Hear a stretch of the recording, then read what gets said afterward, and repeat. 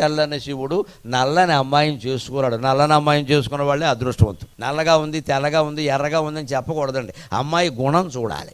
అమ్మాయి గుణం చూడాలి. పూర్వకాలం గుణాన్ని చూసేవారు. నలుపు, తెలుపు, ఎరుపు పట్టించుకునేవాడు.